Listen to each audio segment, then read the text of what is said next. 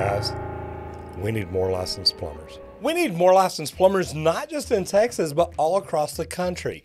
This is a problem that every time I talk to plumbers anywhere, they need more plumbers. Plumbing company owners need more plumbers. Plumbers need more plumbers to work with them so they can get more stuff done. I love what the state of Texas is doing right now. The Texas State Board of Plumbing Examiners is going around the state doing town hall meetings. And they're doing this so they can talk to plumbers and explain what's going on, explain what they're doing, explain what things they're doing to make the system better, but also listen to what the plumbers are saying. What other complaints? Anybody got compliments or comments? Yes, they're in the back.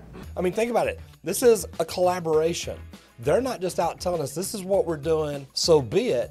They're like, look, we want to talk to y'all. We want to get feedback from y'all. And it was great because there's actually Texas State board members there. My thing is, look, if you have an opportunity to get in front of the people and they're actually listening to you, why not get out and do it? So here's one thing that I remember Frank saying. The average age of, I believe it was a master plumber in Texas, is 58 years old. So let me tell you what that's going to do. That's going to open up opportunities. Supply and demand is going to kick in here in the next few years. A lot of people try to retire at the age of 60. So think about that. In 2 years, we could lose a lot of plumbers. Well, what happens when we lose them? There's less people there to actually do the job by a professional. So if you know anyone thinking about getting in the trades, you know anybody graduating high school and they're not sure if they want to go to college, tell them about plumbing. There's an opportunity here that could be amazing for them. So what else can we do?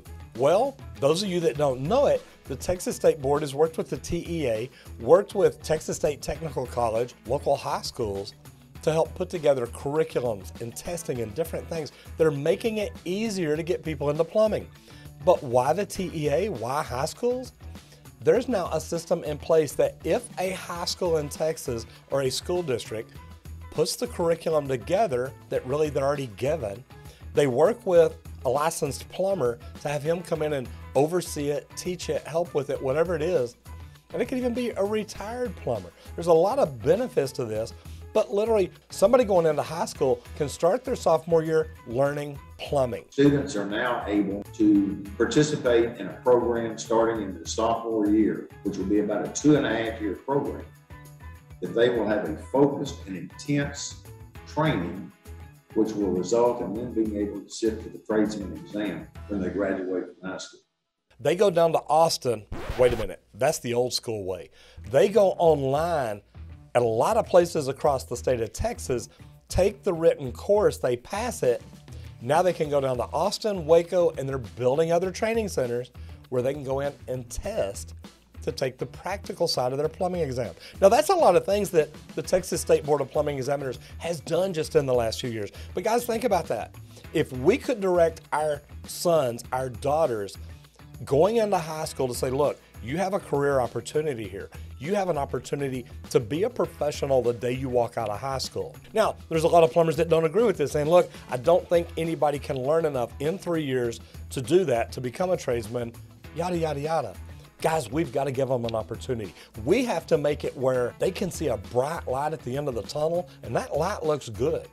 So I love this idea. If you're a plumber and you're thinking, well, I don't think that they can be trained, get in touch with a high school in your area and see if you can get involved. Can you help them?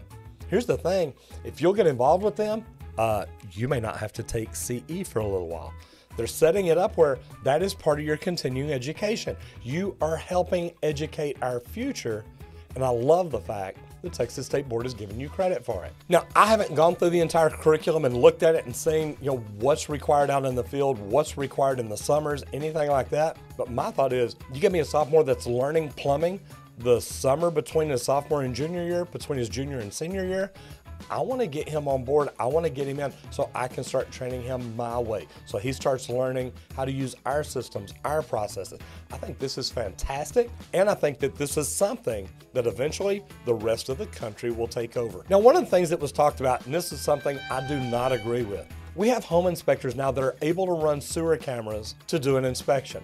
Now think about it. I know plumbing companies that go out and run a camera and they say, yep, there's no leak. They have no idea. They're not doing a sewer water test. They're not doing things. But I've also had to go in after plumbing companies that don't know what they're doing and cut out a camera. Meaning, yeah, they tunneled in, they got it stuck. Why are we letting people that have no training at all in plumbing get into our sewer systems, put cameras in there where they can get cameras stuck? Guys, if you know home inspectors that are doing this, talk to them. They may need you to come remove a camera for them. And after that, they'll probably have you do the work. If you're a real estate agent and you're seeing this, do you really want a home inspector that has no training at all sticking a sewer camera into the sewer of a house you're either trying to buy or trying to sell, knowing they could get it stuck and that could cost tens of thousands of dollars? Now, also in the town hall meetings, they're talking about the background checks. You've got to have your fingerprints done now. Renewals are a big deal. If you have a tradesman, a journeyman, a master, the endorsements, anything at all, when you go to get your license renewed or when you go to test for it now, you've got to have those fingerprints done. So if I were you, next time you renew your license, get on and start looking. What can you do to get that done now? Another cool thing that was brought up that I love is FaceTime. I know, look, I do a lot on social media, so I'm not afraid of computers and video and all that. Get that camera out of my face! But the neat thing was, and I had this conversation with Brian Francis 2 or 3 years ago. I went down for something with the board, ended up meeting him for lunch. He used to be the executive director of TDLR. And I gotta tell you, I love this guy. He wants what's best for the tradespeople. And him and I talked, and I told him, I said, look, the way I see it, if I send an apprentice out on a job, I should be able to FaceTime with him, let him look at it and say, hey, show me this toilet before you turn the water on. Show me this toilet while you're testing it. It's like you're right there with them, but you know what? You're really sitting in your office or on a beach in Mexico. Yeah, it depends. But you do have to have direct supervision with electronics, what they are these days, FaceTime, anything like that, Skype, whatever you can do to be there with your people, you're there. That is direct supervision. So do you know anybody that's thinking about getting into the trades? Are you thinking about it? I've got people that message me all the time, say, look, I'm an attorney, I'm a truck driver, I'm this, I'm this, I'm this. I'm thinking about getting into the trades. What do you think? Let me tell you what I tell every one of them. Yes, the future's looking great.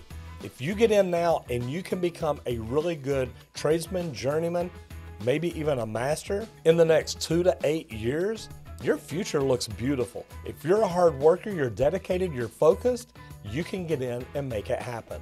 So do I recommend it? Highly. What is one big recommendation that I have, and I'll tell you to do each and every day? Never stop learning. I hope you got something out of this that helps you. We need more plumbers all across the country. If you know anybody that's thinking about getting into the trades, tell them about this YouTube channel. They can learn a lot and see what we do. I'm Roger Wakefield, Lead AP, helping you make more money in the trades.